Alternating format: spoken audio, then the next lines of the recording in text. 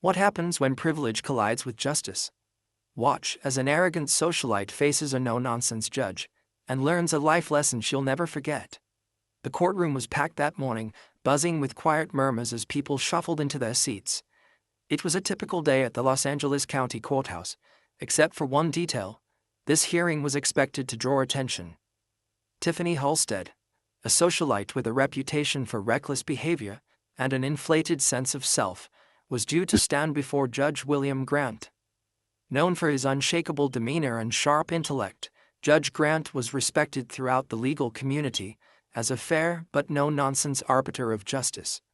Tiffany arrived in her usual fashion, late and unapologetic. Draped in designer labels and oversized sunglasses, she sauntered into the room as though it were a red carpet event. Her lawyer, visibly uncomfortable, walked quickly behind her, attempting to minimize the scene. The courtroom, used to decorum, fell silent as eyes shifted toward her. She stopped in the middle of the aisle, seemingly oblivious to the people waiting for her to take a seat. With a dismissive wave, she motioned for her lawyer to move aside so she could set her bag down on the bench. Her entitlement radiated as she removed her sunglasses with exaggerated flair, glancing around as though this were all beneath her. Judge Grant entered moments later, the air in the room changing instantly. The murmurs died down, replaced by a respectful hush. In his mid-50s, Grant was an imposing figure with his tall frame and calm authority. His sharp eyes scanned the room briefly before settling into his chair. "All rise," the bailiff announced. Tiffany hesitated, clearly irritated, before standing with a heavy sigh. Her expression screamed, "Why am I even here?" Judge Grant didn't react. He adjusted his glasses, opened the file before him, and began the proceedings. Tiffany's case was a fairly straightforward one, a series of parking violations compounded by an incident of reckless driving that had endangered a pedestrian. But what could have been a routine hearing was about to take a dramatic turn, thanks to Tiffany's arrogance. As Judge Grant started outlining the charges, Tiffany's posture shifted. She leaned back in her chair, crossed her arms, and rolled her eyes, a blatant sign of disrespect that did not go unnoticed. But instead of addressing her behavior, Judge Grant carried on with calm professionalism. His tone was measured, his words deliberate. It was as though he was daring her to continue her act. The tension in the room began to build, and even the most seasoned court regulars sat up a little straighter, sensing something brewing. But Tiffany, oblivious to the storm she was inviting, had no intention of backing down. Tiffany shifted in her seat, her irritation becoming more pronounced with every word Judge Grant spoke. She began tapping her manicured nails against the wooden table, loud enough for those nearby to hear. Her lawyer leaned in, whispering something urgently, but Tiffany waved him off with a dismissive flick of her hand. The room, already tense, seemed to hold its breath. When Judge Grant asked her to confirm her identity, she barely glanced up. "Yeah, that's me," she said, her tone laced with indifference. A collective murmur rippled through the room. Judge Grant's expression remained calm, though his eyes lingered on Tiffany for a moment longer than usual. "Miss Halstead," he began, his voice steady. "In this courtroom, we adhere to a certain level of decorum. I suggest you adjust your tone accordingly." Tiffany smirked, as though the judge's words were some sort of joke. She leaned back in her chair, twirling a strand of her blonde hair between her fingers. "Sure thing, Your Honor," she said, her voice dripping with sarcasm. Gasps echoed softly through the room. The court reporter paused briefly before continuing her transcription. Even Tiffany's lawyer buried his face in his hands, visibly mortified. Judge Grant, however, remained unflappable. "Miss Halstead," he said again, his voice firm but calm. "Do you understand the charges brought against you today?" Tiffany rolled her eyes again, this time audibly sighing. "Honestly, no. I mean, it's just some dumb parking tickets and, what? Someone getting scared because I hit the gas too hard. This is a waste of time." The courtroom fell silent. All eyes were now on Judge Grant, who carefully closed the folder in front of him. He removed his glasses, placing them deliberately on the bench. For a moment it seemed as though time itself had paused. "Miss Halstead," he said slowly, his voice calm but carrying an unmistakable weight. "I would advise you to choose your words carefully from this point forward." The gravity of his tone caused even the most disinterested court spectators to sit up. But Tiffany, still oblivious to the seriousness of the situation, simply shrugged. "What? It's true," she said, leaning forward this time. "It's not like I hurt anyone, this whole thing is ridiculous." But what Tiffany failed to realize was that her words were no longer falling on deaf ears. Judge Grant's silence spoke volumes. And the courtroom was about to witness a response they would never forget. Judge Grant leaned back in his chair, his piercing gaze fixed on Tiffany. The room remained silent, the weight of the moment pressing down on everyone present. Even Tiffany's lawyer, who had been shuffling papers nervously, stopped to glance at the judge. "You believe this is ridiculous, Miss Halstead?" Judge Grant asked, his tone steady, almost conversational. He didn't raise his voice, but the authority in it was impossible to ignore. Tiffany scoffed. "Yeah, I do. I mean, come on, it's not like I robbed a bank or something, this is just overkill." She waved her hand dismissively, as though brushing away an imaginary nuisance. Judge Grant nodded slowly, folding his hands on the bench. "I see," he said. His calm demeanor only heightened the suspense, making the spectators edge closer to the edge of their seats. "Let me clarify something for you, Miss Halstead. The charges against you include not only reckless driving, but also endangering a pedestrian's life. The law does not measure accountability by the size of the crime, but by its impact. Do you understand that?" Tiffany rolled her eyes yet again, muttering under her breath. Sure, whatever you say." The whisper was soft, but it carried in the silence of the courtroom. The judge's face remained composed, but there was a shift, a slight narrowing of his eyes, a pause that signaled something was about to change. "Miss Halstead," Judge Grant began, his voice still calm. "Do you recall the incident from 2 weeks ago? The one that brought you here today?" Tiffany shrugged, looking bored. "Some guy stepped off the curb. I honked. He moved. End of story." The judge raised his eyebrows. "End of story, you say?" "Yeah," she said, crossing her arms. "No harm, no foul." But Judge Grant wasn't finished. He reached for a document on the bench, flipping through it with measured precision. Then he addressed the courtroom. "Let the record show," he said, his voice carrying authority, "that the pedestrian in question, Mr. Edward Lopez, was a 67-year-old retired teacher. He was crossing the street legally when Miss Halstead accelerated toward him, causing him to stumble and injure his wrist. He has since required medical attention and continues to experience pain." Tiffany's smirk faltered for the first time. She glanced at her lawyer, who whispered something to her, but she waved him off again. "I didn't hit him," she muttered. "He was fine." "Miss Halstead," Judge Grant continued, now directing his full attention back to her. "Does this sound like no harm, no foul to you?" But before Tiffany could open her mouth to reply, Judge Grant's next move would make it abundantly clear that her actions had far-reaching consequences. Consequences she could no longer ignore.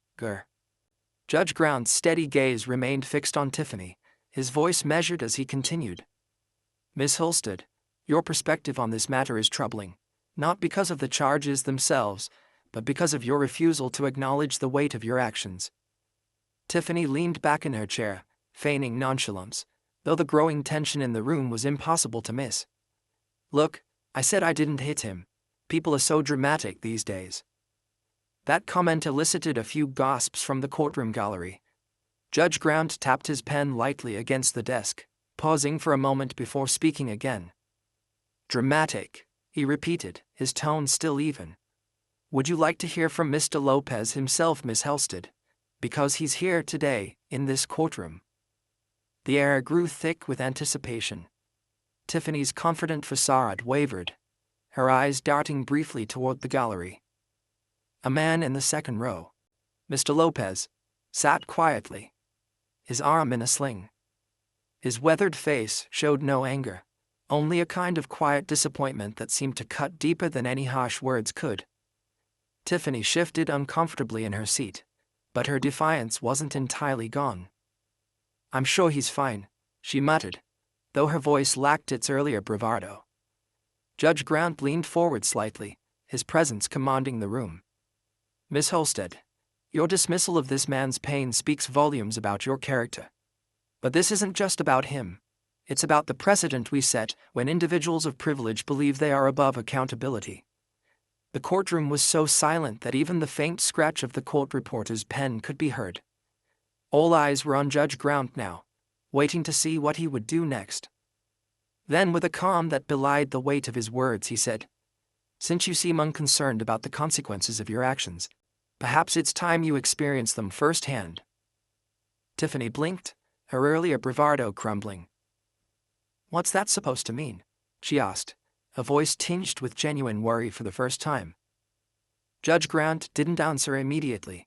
Instead, he gestured toward the bailiff, who handed him a small stack of papers. The judge began reading aloud, detailing the fines, mandatory community service, and court-ordered sensitivity training Tiffany would need to complete. But it wasn't the penalties themselves that made the biggest impact. It was the way he delivered them, weaving in a powerful message about privilege, empathy, and the responsibility that comes with living in a shared society. But what truly shook Tiffany, and the entire courtroom, was the unexpected final decision Judge Grant announced, one that would make her confrontation with reality unavoidable. Judge Grant set the papers down, his gaze steady and unwavering. The weight of his next words seemed to fill the room before they were even spoken. "Miss Halstead," he began, "I have reviewed the details of this case extensively. Given the severity of your actions and your blatant disregard for accountability, I am issuing a sentence that I believe will not only address the legal violations, but also provide you with a much-needed perspective." Tiffany sat up straighter, her earlier flippancy replaced by a flicker of unease. "Perspective," she echoed, her voice edged with disbelief. "Yes," Judge Grant said firmly.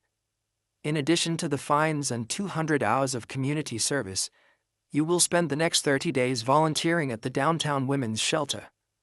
You will work directly with individuals who have faced hardship, often through no fault of their own. Perhaps then, you'll understand the impact of carelessness and entitlement." A collective murmur spread through the room. This wasn't the typical sentence one expected in a case like this, and the crowd's mixed reactions were palpable. Some nodded in approval, others exchanged incredulous glances. But the most telling reaction came from Tiffany herself. "You've got to be kidding me," she said, her voice rising.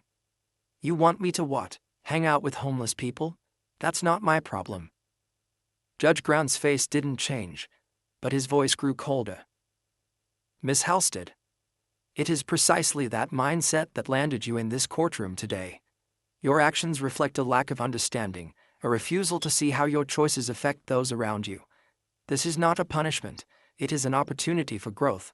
And let me be clear, failure to comply will result in a much harsher sentence." Tiffany's lawyer tugged at her sleeve, whispering urgently, but she yanked her arm away. "This is insane. You can't force me to do this." Judge Grant raised a hand, silencing her outburst. "Miss Halstead, this court has the authority to enforce community service as part of your sentence. You will report to the shelter by 8 a.m. each morning, and your supervisor will provide weekly progress updates. Should you fail to cooperate, I will see you back in this courtroom, under far less favorable circumstances." The room was silent again, the weight of Judge Grant's words hanging heavily in the air. Tiffany's face flushed with anger, but for once, she said nothing.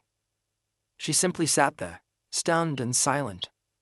But the moment wasn't over yet. Judge Grant's final remarks would leave a lasting impression, not just on Tiffany, but on everyone in the room. Judge Grant adjusted his glasses, his calm demeanor unshaken despite Tiffany's visible defiance.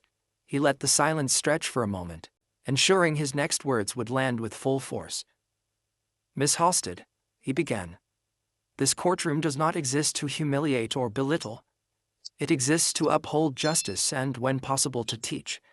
Your privilege has shielded you from consequences for far too long, and that has cost you the ability to empathize. This is not about punishment. It's about helping you reclaim your humanity. The courtroom held its collective breath. Tiffany, clearly uncomfortable, glanced at the gallery, her bravado slipping further. She opened her mouth as if to speak, but seemed to think better of it.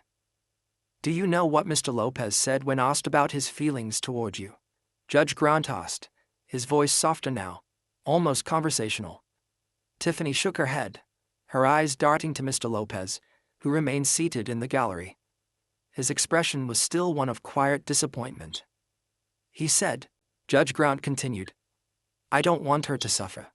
I just want her to understand, because if she doesn't, she'll keep hurting people and one day, it might be something she can't undo. The words landed like a hammer. Tiffany's face turned pale, her usual composure unraveling. For the first time, her defiance gave way to something else. Discomfort, perhaps even guilt. Judge Grant didn't let up. Mr. Lopez, a man you nearly injured, has chosen grace over anger. He could have pressed for harsher penalties, but he asked for something different. An opportunity for you to learn. That's what this sentence represents. Tiffany shifted uncomfortably in her chair, her confidence eroded. The room was so quiet that every small sound, the shuffle of papers, the creak of a bench, seemed amplified. You will report to the downtown women's shelter on Monday morning, Judge Grant continued. There, you'll meet women who have faced challenges you cannot begin to imagine. Some have lost everything. Some are rebuilding their lives from the ground up. You will listen to their stories, and in doing so, I hope you begin to understand the value of humility and accountability. Tiffany looked as though she wanted to protest, but the weight of the moment seemed to hold her tongue. Her lawyer placed a hand on her arm, signaling for her to stay quiet. But even as the judge's words began to sink in, the real transformation would only begin once Tiffany faced the realities waiting for her outside the sheltered bubble of her privilege. The gavel came down with a sharp crack, signaling the end of the hearing. This court is adjourned, Judge Grant announced, his voice firm. As he rose from his seat and exited the courtroom, the tension in the room seemed to linger, like a storm that had just passed but left its mark. Tiffany remained seated, her face a mixture of disbelief and indignation. Her lawyer leaned in, whispering hurriedly, but she barely acknowledged him. The gallery began to empty, the murmurs of the onlookers rising as people discussed what they had just witnessed. Mr. Lopez stood slowly, his slinged arm a stark reminder of the incident that had brought them all here. He glanced at Tiffany as he passed, his expression still kind but resolute. She avoided his gaze, staring instead at the table in front of her. Outside the courthouse, reporters had already gathered, eager to capture the fallout from the dramatic hearing. Tiffany's name, already a headline for her socialite antics, was now linked to a moment of courtroom drama that had captivated everyone in attendance.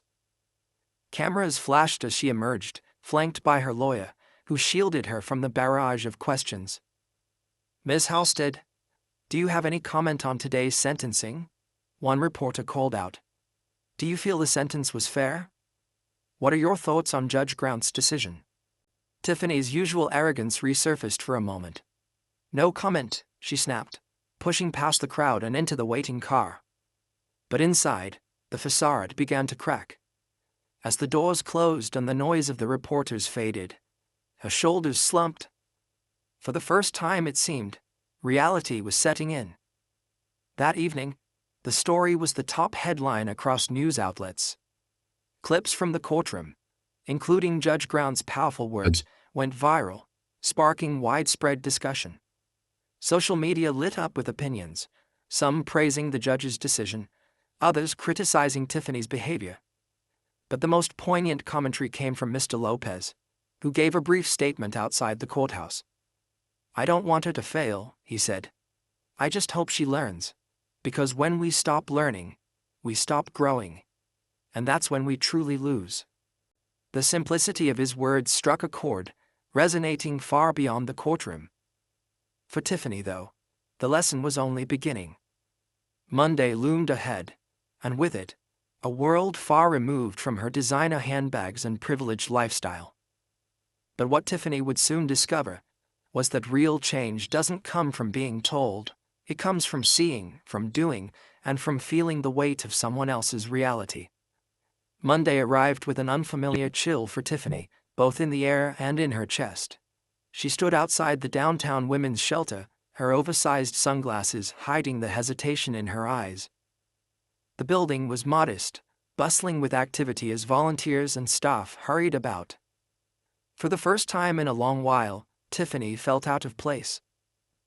As she stepped inside, the warm hum of voices and the clatter of kitchen utensils greeted her. A staff member, a woman in her 40s with a no-nonsense demeanor, approached her. "You must be Tiffany," she said, her tone friendly but firm. "Welcome. Let's get you started." The hours passed slowly at first. Tiffany was assigned to help prepare meals, serve food, and clean up afterward. She didn't speak much, keeping her head down, her usual bravado stripped away. But as the day wore on, she began to notice things she hadn't before. The gratitude in the smiles of the shelter's guests, the camaraderie among the staff, and the resilience in the stories she overheard. One woman, a single mother of 3, shared her struggles with Tiffany over lunch. Her voice was steady, but her words carried the weight of years of hardship. "You think you've got it all figured out," she said, her eyes meeting Tiffany's. "But life has a way of teaching you what really matters." That night, as Tiffany drove home, her thoughts were uncharacteristically quiet. The faces of the people she'd met lingered in her mind, along with Judge Grant's words. For the first time, she began to wonder if there was more to life than the world she had built for herself. A world of privilege, isolation, and superficiality. In the weeks that followed, Tiffany's mandatory service continued. Day by day, the walls she had built around herself began to crack. She listened more, spoke less, and slowly, almost imperceptibly, began to change. By the time her sentence was complete, Tiffany stood before Judge Grant once more, this time a quieter, more introspective version of herself. "Thank you," she said, her voice steady, "for not giving up on me." Judge Grant nodded, his face softening just slightly. "The real thanks will come when you take what you've learned and use it to make a difference." As Tiffany left the courthouse, the sun shining brightly overhead, she carried a small but powerful hope, a chance to rebuild, not just her life, but her perspective. And so, Tiffany's journey became a reminder to everyone that change is possible, but it takes humility, courage, and the willingness to confront one's flaws. What will you do today to open your heart and mind to the lessons life has to teach? If this story moved you, share your thoughts in the comments and subscribe for more stories that inspire reflection and growth.